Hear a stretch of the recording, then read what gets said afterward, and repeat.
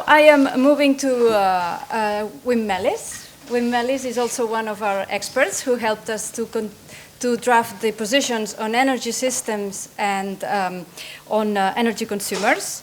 Actually, there is also a corresponding speech in the clustering sessions by David Smulders in the clustering session 1 and Frederick Wallen in the clustering session 2, which will present the details of our positions. But first, Wim will give us a thorough introductory session, just as Johan did, but on energy systems and energy consumers. He is a doctorate by Imperial College London on computing systems. And since 2011, he works at the University of Greenwich as a senior lecturer in digital electronics. So, Wim, please, the floor is yours.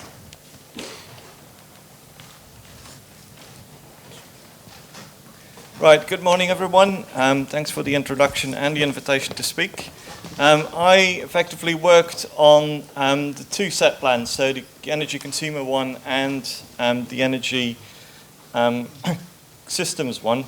And the aim of the presentation today really is I'm going to try and go through an overview of the two, aiming to give a bit of an introduction of what is common to the two, because when I originally read both, I thought like there is quite a bit of overlap. And so I expect that other people may have similar struggles in a way. And then I also want to go into the more specifics of, one, the energy consumers, which I prefer to actually rename to the prosumers, because that's where I see future more than anything else. And secondly, then the energy systems, after which I will conclude the presentation. So, first of all, I think I want to address something which may be a bit contentious, but from my perspective needs to be said. When we're looking at research funding recently and the development of it, there seems to be a massive support for research funding at high TRL levels. Those are the TRL levels that bring you very close to the market itself.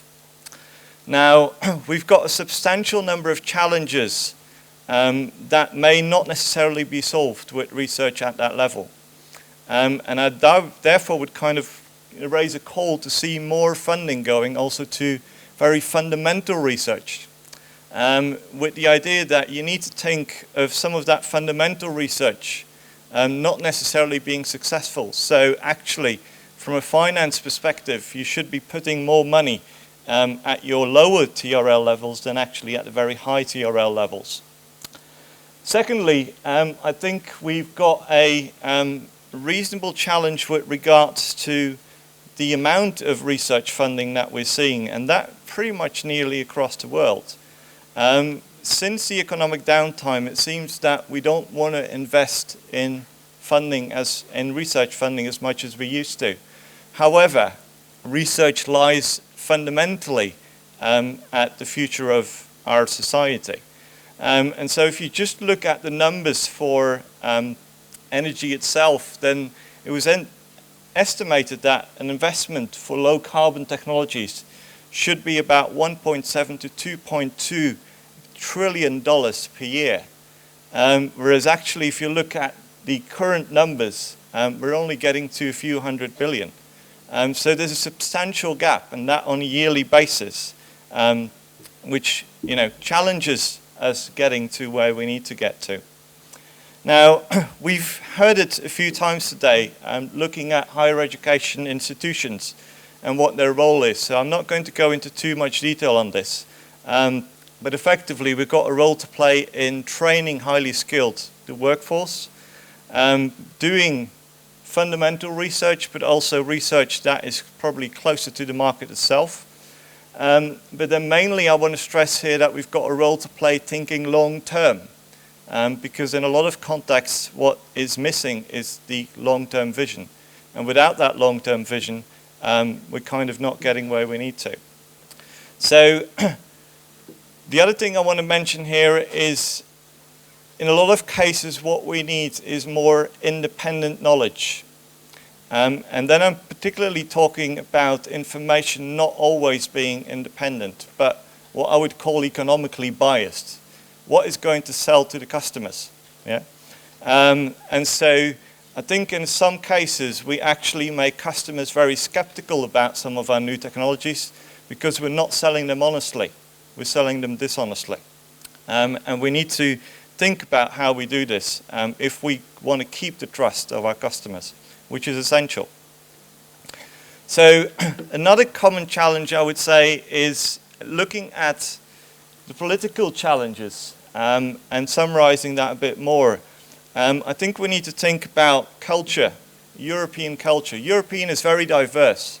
We've got a lot of different countries, we've got a lot of different nationalities, which is actually a strength, and we need to learn to build on that as such. However, I think we also need to think about how we embrace innovation. How do we deal with innovation and how do we embrace it? If I simply compare Europe with the US, then Europe isn't as advanced in embracing innovation as the US is. We fear failure. Failure is seen as a negative. In the US, it's taken as a positive. And I think we need to, if we want to go to a world-leading position, because that's one of the ambitions of Europe, then we need to think about that failure and how we deal with it. Yeah? Because effectively what it now does is this leads to a brain drain. People who've got really innovative ideas and don't get support in Europe, they just go over to the US. You know, it's only a 9 to 10 hour flight away. It's easy to move these days. Is that what we want?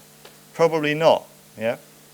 And I think what we need to do is we really need to think about getting Europe into this position of being energy self-sufficient, because that's one of the big drivers for a lot of the energy work in Europe. And hopefully, if we do it right, we can also get to a world-leading position in that area, and maybe more than that. So, looking at what we require as a trend. First of all, and we've heard it a few times today, the energy challenge is multidisciplinary, and we need to think about how each single project in that area embraces that multidisciplinary aspect. We need to think about our data collection and how we standardize that, how we make sure that the right people have got access to the right data. Because data is knowledge, knowledge is power. Yeah? And so how do we make this data available to the right people? We need to think about standardization, and that as well at a European level as a globalized level. So how do we make sure that if we bring a product to the market, that it's not going to have to be replaced because it's not fit for purpose in the next 2 years, or because it wasn't dealing with the right standards and therefore it doesn't fit into our environment anymore. We need to think about matching generation and demand, and one of the large challenges there, or solutions as well, is storage, and there's a lot to be done in the storage area. Consumers themselves, I see, becoming prosumers. Let's hope that the consumer word kind of evades from the dictionary over time, because everyone should think about their own generation at some point. We need to think about efficiency and improve it, and that at various levels. We can deal with that on very small scale level, and that's generically what we've been doing so far. So you're looking at improving efficiency of a solar panel. However, that solar panel is used in a larger context. So how do we deal with the efficiency in that larger context? Again, one of the issues we need to look at. And I quite strongly believe we also need to move to localized generation. So, people may say, but why do we localize? Why do we need to localize generation? What you've got on the right hand here, right hand side, is a graph of electricity production in the UK, and I imagine most other countries are probably not that diverse. However, what concerns me is everything that comes to the left here. This is your wasted heat. Most of that wasted heat goes up the air. There's no use for it. So, if you're thinking about efficiency improvement, that should be one of your goals, because you've got a lot of waste there. It's only when you go to the very right of this graph where you've got the renewable sources that you haven't got the waste as such. Yeah. Now, the next question then becomes, how local do I need to go? Well, let's have a quick look at CHP. Now, CHP is one of those systems, and we've seen an example of it earlier, where I can look at reducing some of that amount of losses and improve the efficiency. On the right-hand side, you've got your conventional home. Boiler system, power station providing the electricity. And then on the left-hand side, you've got a CHP system where we effectively use the heat and we've only got a minor amount of losses. Now, mind you, your CHP systems are only going to be efficient if you use both outputs, which is, again, one of the things we haven't been doing particularly well at. A lot of CHP systems run either on electrical load or heat load only, but never on both. Yeah? A massive gain, again, to be achieved when it comes to improving efficiency. So what's a bit more specific when we're looking at energy prosumers? I think personally that energies or consumers have currently been pulling the short straw quite a few times. To give you one example, the energy consumer is expected to pay for installation of things like a smart meter. However, he doesn't necessarily have access to the data, and most of the benefits of that smart meter are actually to the energy provider, because the energy provider gets the data. He doesn't have to send people around anymore to go and look at the meter. He gets all the data there, and he can start to do more planning, prediction of consumption, etc., etc. Where's the benefit for the actual consumer who has paid for the product? Is a good question to ask. So if they have their own data, which is effectively theirs because as a consumer they generate it, why don't they have access to it? Why can't they use it? Yeah? A lot of companies these days would hide behind the Data Protection Act. And even as a consumer, you would hardly get access to your own data. Is this the right way to develop? Overall, I think we need to think about how we inform people and how we are transparent about the things that we're doing. And we need to deal with the issue of risk aversion, because a lot of people are afraid of risk. It's a cultural thing. I think we need to try and divert that away. We need to learn to embrace risk and deal with it and see what the consequences are. It's only if you take a risk that you can gain. If you always keep behind, you're never going to progress. So what do we need? We need more customer participation and inclusion at every single level, and that means a variety of different customers. This is not only your university audience, this is not only your industrial participants, this is customers at every single level. Why? Because it's only if you look at that large diversity that you will really understand what different people have as an opinion in these different areas. Yeah? We need to approach things more from a bottom-up approach. So far, we've done a lot of top-down. Your politician says, this is your next regulation, you go out and do it. But that's not necessarily what people may want. Yeah? If you include them in those discussions, this will help you to really get it implemented the way you want. And that's where we need to aim for. We need to think about customer protection, and that's specifically from the aspect of providing unbiased and no hidden data. A lot of customers who buy photovoltaic panels don't know that the efficiency figures on the data sheets are applicable at 25 degrees. They don't know that in the summer your roof easily gets to 40 to 60 degrees and that you have a significant efficiency drop if you get to those temperatures.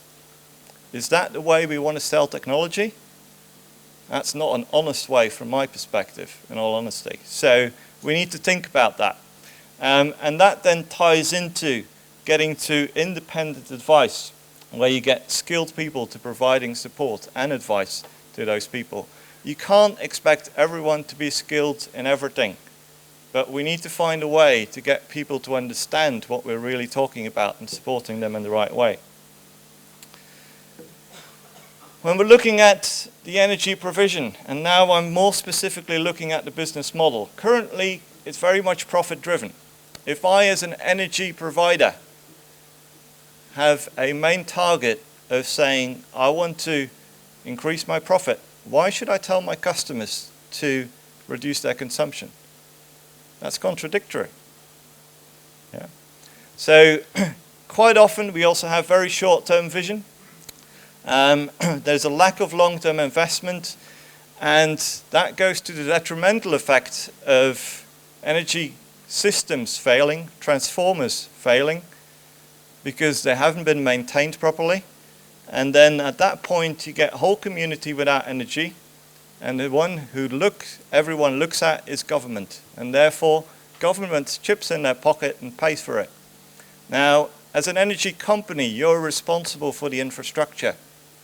In that case, you're also responsible for getting your maintenance right and getting your replacement right. There's a lack of risk-taking, which generically means that only proven technologies are used. We need to think about that. If we want to embrace and get new ideas onto the market, if we only take them when they're proven, it's very hard to prove them. Yeah? Even funding to prove these technologies doesn't necessarily bring it to the right stage. So again, one of the things we need to think about. There's a lot of talk about what I call time-dependent energy rates, demand-driven market.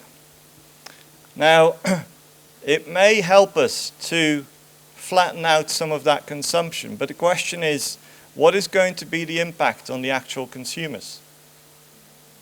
Is it going to be the same for every single consumer? Probably not. It's going to depend on how much money you've got in your pocket.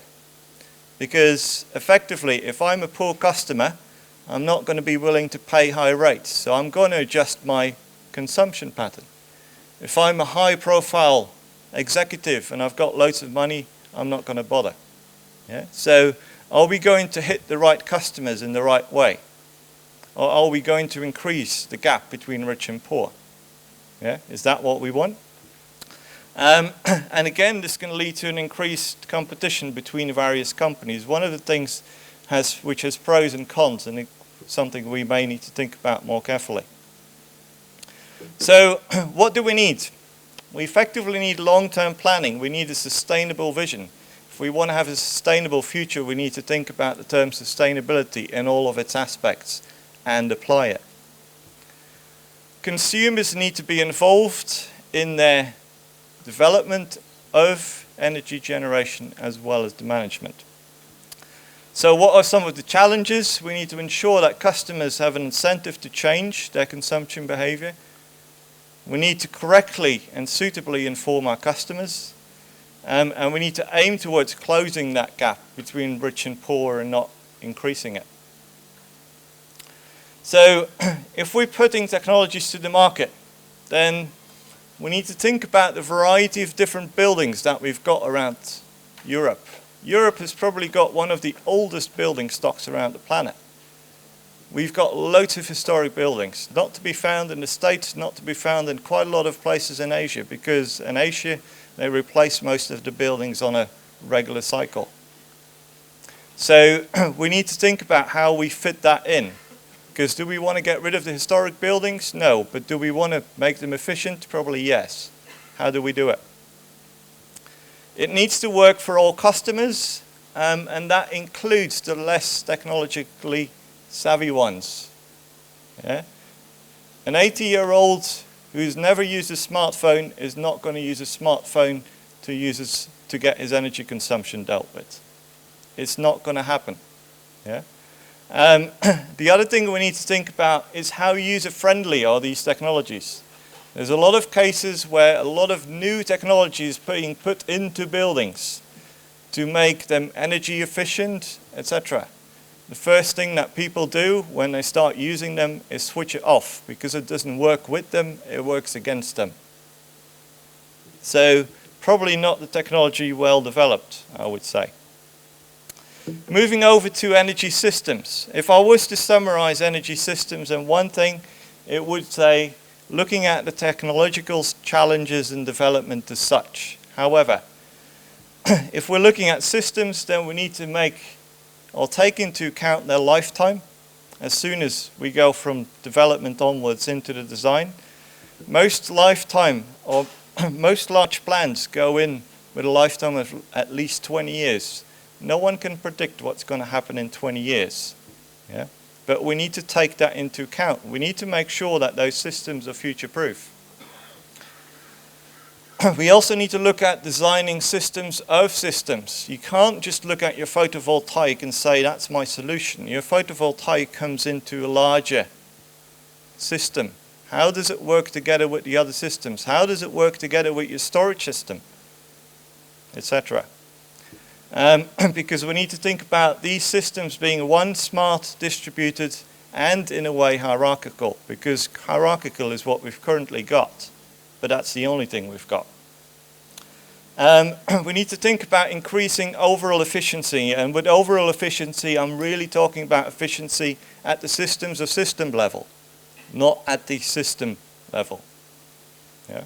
And I'll show you some of that in the next slides. We need to combine different energy forms and can't keep thinking about things as being purely electrical or purely heat. Most buildings have a requirement for both. Why do we rarely combine both when we're looking at these challenges? So one of the ways we can look at these things is looking at them a bit more generically, and this is just an example taking a CHP as your localized generation on the left. On the right hand side you've got your district heating and electrical grid systems. You obviously have some local demand on either heat and electrical, and then you may have some localized storage.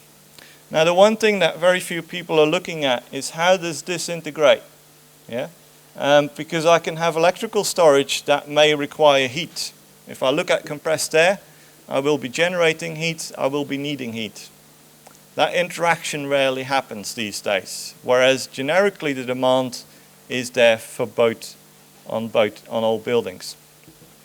So one of the things we need to think about is thinking about this larger context in which everything is working. And then you may say, but each of these systems is still individual. Yes, they are. But they need to be able to interact with one another so they can make smart decisions to deal with the setup in which they find themselves. So looking at demand response, we need to think about developing new and better storage solutions, and that for short as well as long-term storage. We've got storage solutions out there, but how efficient are each one of them?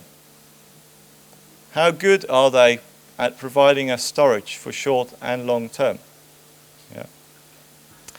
We need to deal with prediction, because a lot of people say, okay, let's start to predict our consumption patterns. Fine, but there's a lot of factors that determine how your consumption is going to be.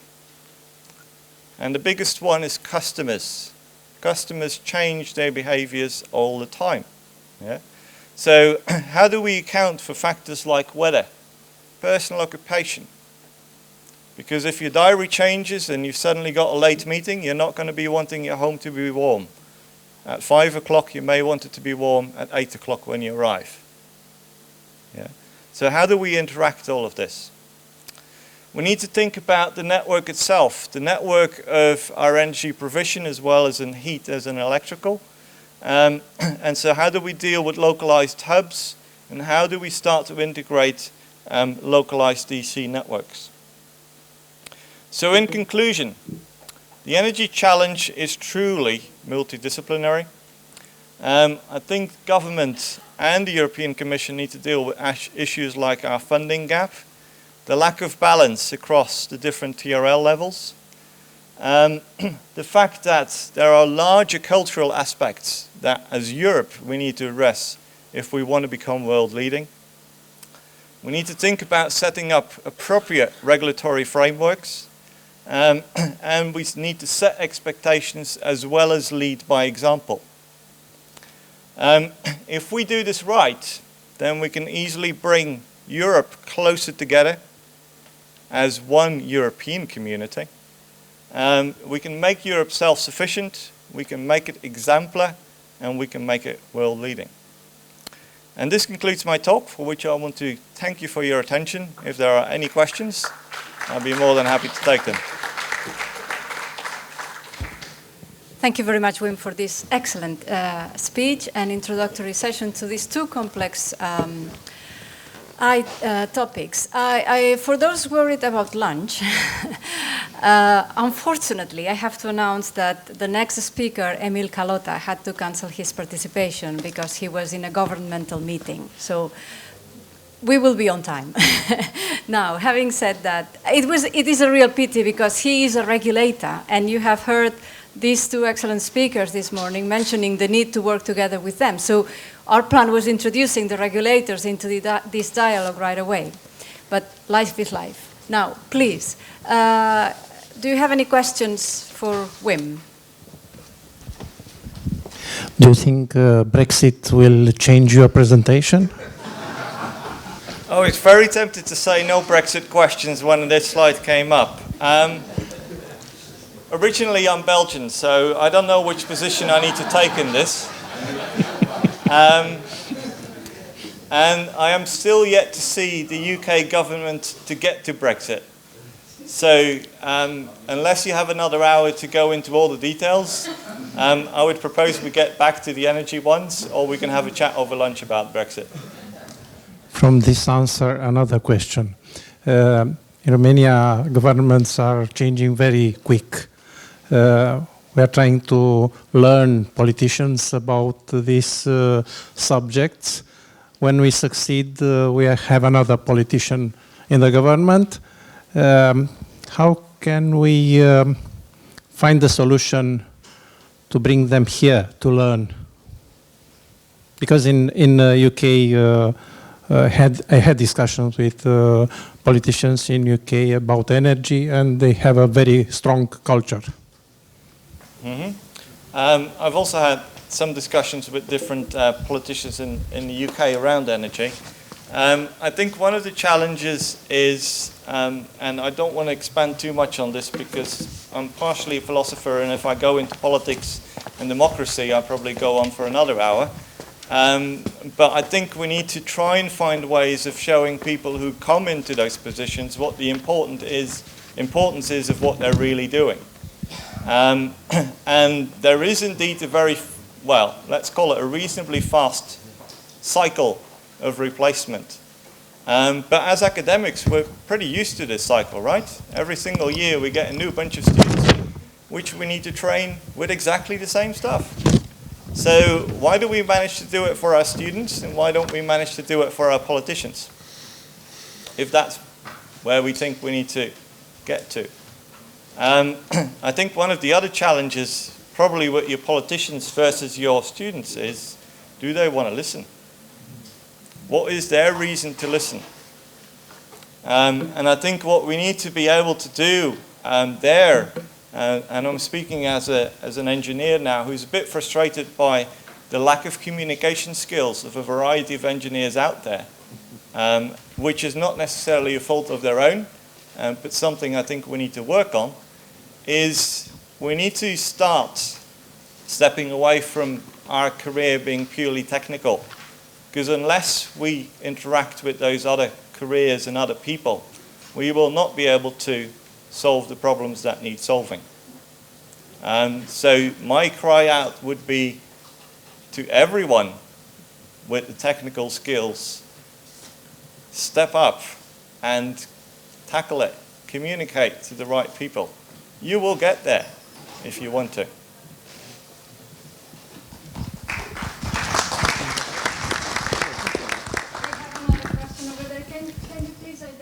Yes, Gianfranco Chicco, Politecnico di Torino, Italy.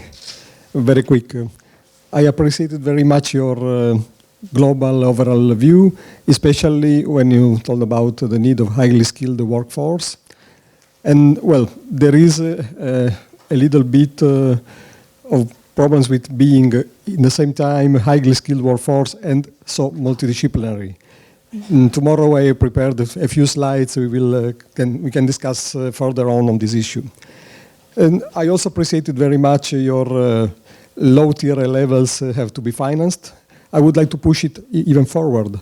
I would like to ask to everybody, who is financing today the curiosity-driven research? This is a question for everybody. Thank you. Wow. Kind of filling up the gap, I would say. you may have gathered by some of the things that I say that my drive is really the fundamental research. My experience with applying for funding in this area is for every single call you read the document and it says we want high-risk stuff, groundbreaking stuff. Okay, cool. Here's my application. And I get to a stage where I can now predict my reviewers' comments. They generically say high risk, possibly high gain, but no thank you.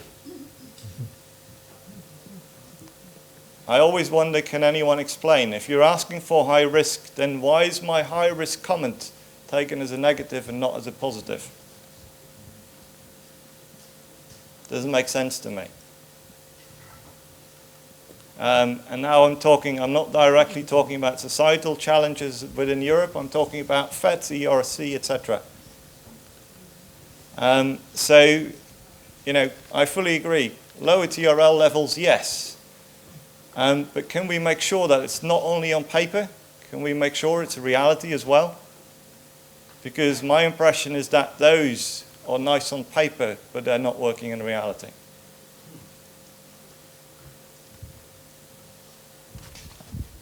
Oh, question up there. Adrian Tanzo from the Bucharest University of Economics. Which is your opinion about the process of liberalization in the energy field? Can you be a bit more specific what you mean with liberalization? Can we speak about common EU mark? We are here more close integrated now, and which is the future of renewable energies and other unconventional sources? Okay. Should we look at it more from a European perspective? My answer there would be yes. I'm going to kind of divert to come back to the question. I think if you look at Europe, which has been existing quite a number of years, because I was thinking back, when did the euro come into place? And that was actually when I first moved to the UK, which is about 15 years ago. So we've had the euro for quite a substantial amount of time. And the main aim for Europe was an economic union in the first instance. I'm Belgian, and I've lived in the UK. I've lived in 2 other countries as well. My experience from that is, and this is again questioning, do we have an economic union for Europe? If you move around, my practical answer to that would be no, because I don't think it works. It doesn't work the way it should be, considering the number of years we've been at it. So we've been working at it. If we want to get Europe together, I think the way I see it, energy is a very interesting way to bring Europe together. Because what brings people together is a problem, or something else which is in common. A common challenge for Europe is we're not self-sufficient. So if we want to deal with this, it's a perfect opportunity to get Europe to grow and to become one. So from that perspective, yes, I think we need to look at it at a European level. I even would be daring to say that we need to stop thinking about personal interests too much and really approach it from a European level. Now, what's the role of renewables to play in there? I think if you look just across Europe, picking up a few examples, which most of you will know, Germany has said no to all nuclear, but then we've got countries like France who really happily still embrace nuclear, and you've got countries like the UK who are still building new nuclear plants. And that in a context where probably the UK is very good positioned when it comes to wind energy. We will probably, I don't know, we may get to a position where you may struggle to find a beach where you won't see a wind turbine. I would actually love to get to that position, because probably it would put people more into the perspective of their actual generation, or being reminded of the generation of their energy, because for most of them now it's a far from their bed issue. And that means it's also very difficult to change their consumption behavior. Because as long as they switch on the light and it burns, it's fine. It's only if it's not going to burn or if the kettle doesn't boil that they're going to start the challenges into what's happening here. Yeah? Do we need to move to more renewables? In Europe, I would say yes. I am slightly frightened by the perspectives of countries like the UK thinking that fracking is a solution. I think renewables are the solution.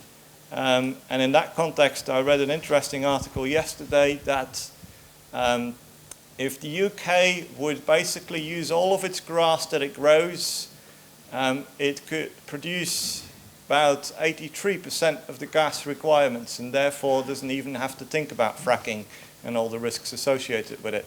And now I'm just talking about someone mowing their grass, turning it into gas.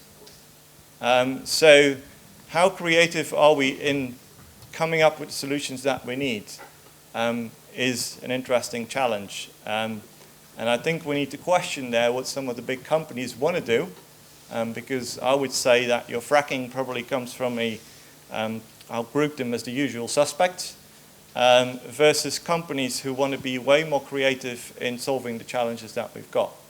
And we need to embrace more of that, more of the latter than of the former.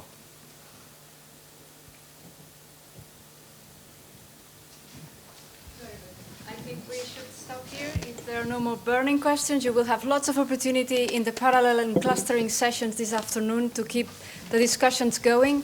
Please be aware that we have excellent speakers in all the sessions this afternoon, and also that they are very participatory, or are meant to be very participatory sessions. So please bring your comments and questions to these sessions. Now, please join me thanking Wim and also Johan for their excellent presentation.